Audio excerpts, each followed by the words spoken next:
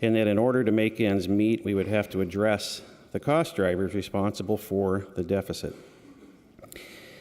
Throughout much of the session, there has been a great deal of bipartisan and bicameral work going on behind the scenes to try to assemble a package of serious structural cost containment and additional revenues that could have truly transformed our budget outlook going forward.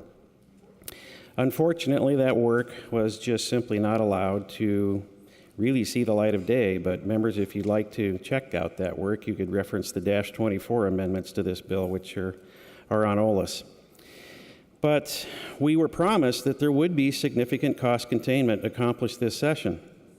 But unfortunately, Senate Bill 1067 just doesn't get it done.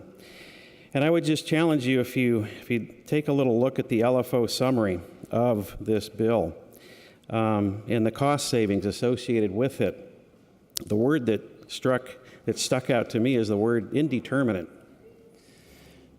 For something that's being heralded as the cost containment work of this session to help us put us on a sound fiscal footing going forward, LFO's first word that they use to describe this is indeterminate.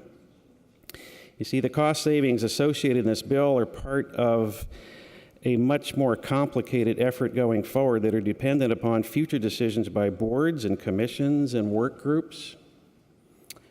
Not really significant structural cost savings that I think many of us would have liked to have seen.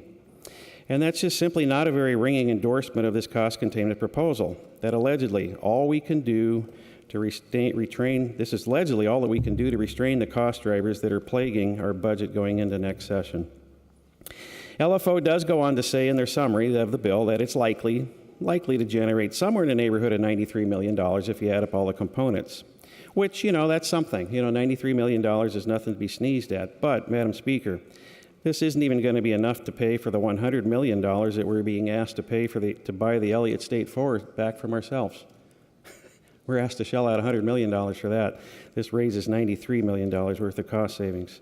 But the larger point in all of this is that cost containment can only be effective if it's done in connection with spending discipline.